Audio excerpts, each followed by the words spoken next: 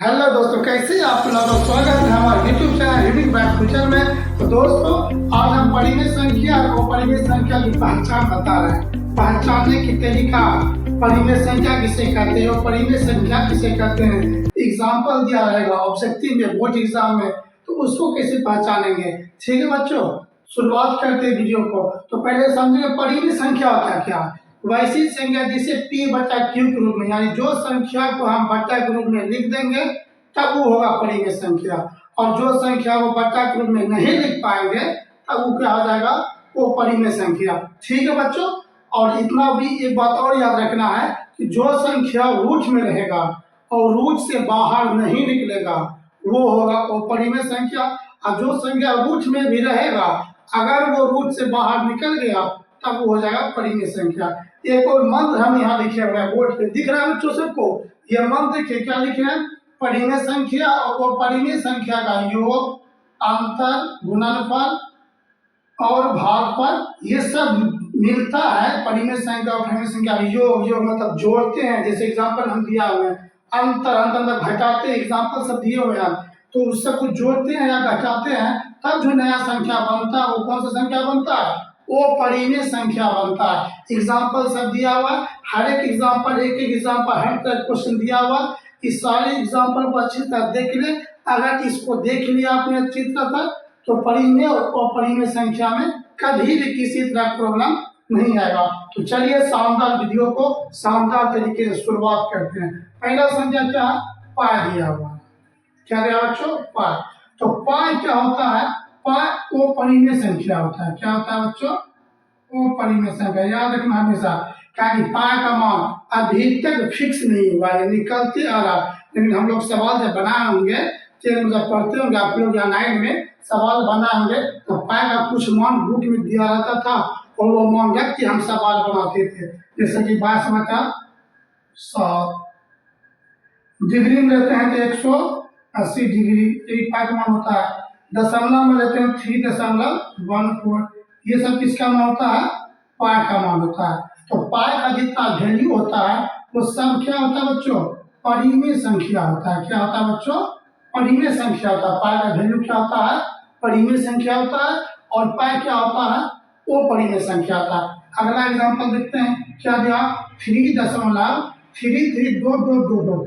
धीरे धीरे एकदम रिपीट होते जा रहा। जब संख्या एक ही संख्या रिपीट होता है अनंत तक, तब इस संख्या पे को हम इस तरह से लिख सकते हैं, 3.3 पर रेकरिंग, 3.3 पर इसको रेकरिंग करते हैं। जब किसी संख्या पे रेकरिंग आ जाता है तब वो संख्या क्या बन जाता है, परिमेय संख्या बन जाता है। क्या बन जाता है बच्चों, परिमेय संख्या बन जाता है। समझ में आ रहा बच्चों, तो लाइक करें। अगला एग्जाम्पल देखते हैं, क्या दिया, √3। अब ये रूट में है, रूट से बाहर नहीं निकल रहा, ये अपरिमेय हो गया।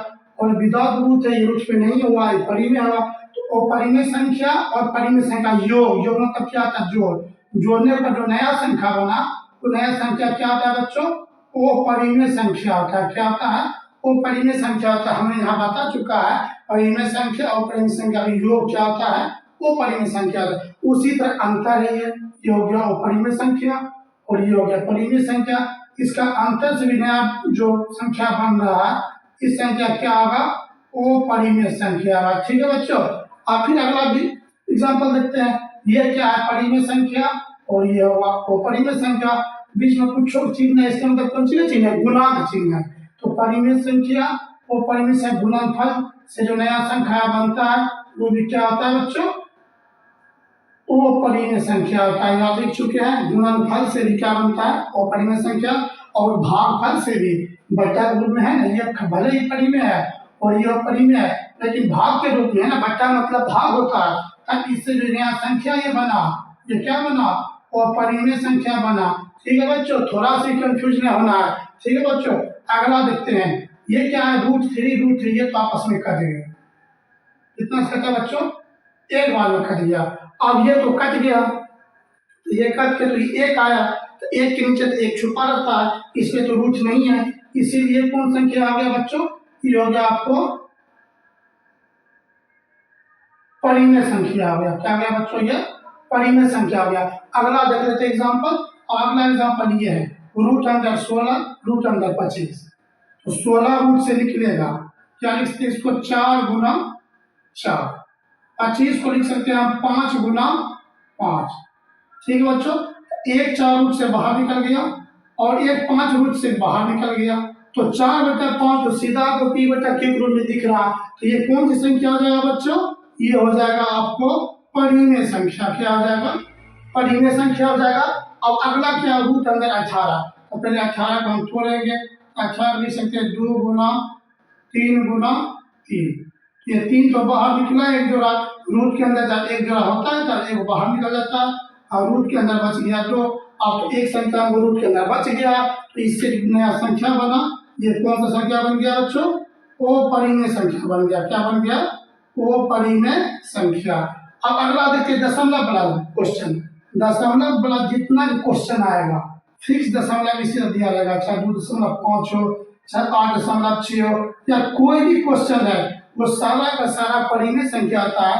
यानी जैसे हम दशमलव को आते हैं, दशमलव के बदले 1 आता है, दशमलव के बाद 2 अंक, तो 2 0 यानी 135/100 यानी 100। और ये बच्चा ग्रुप में हो गया है, तो ये बच्चा ग्रुप में अगर हम काटेंगे भी, इसको कट रहे से 5 से कट रहा है, काटेंगे भी तो भी ये बच्चा ग्रुप में रहेगा ना, ये क्या हो जाएगा, ये परिमेय संख्या हो जाएगा। ठीक है बच्चों, क्या हो जाएगा, ये परिमेय संख्या हो जाएगा।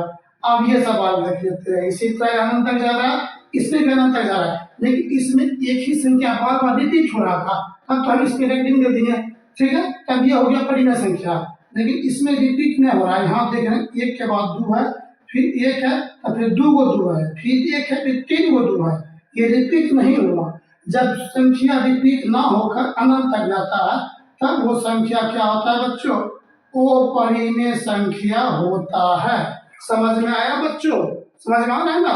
तो इस सारा एग्जाम्पल को अच्छी तरह देखें और उसके बाद इसी से संबंधित और एग्जाम्पल एक्स्ट्रा लेके खुद से बनाए, और उसके बाद ये भी याद कर ले, ये बहुत ज्यादा इम्पोर्टेंट है। ये सब बोर्ड एग्जाम के ऑब्जेक्टिव टाइप क्वेश्चन में आता है, या फिर आप बुक में पढ़े होंगे बुक में इस टाइप क्वेश्चन होगा। इसको एग्जाम से पहले अच्छी तरह देख ले। ठीक है बच्चों, अगर उसके बाद भी किसी तरह प्रॉब्लम आए तो कमेंट करें, फिर हम अगला वीडियो इसके किसी परिमेय बनाएंगे। तब तक के लिए इतना ही, जय हिंद।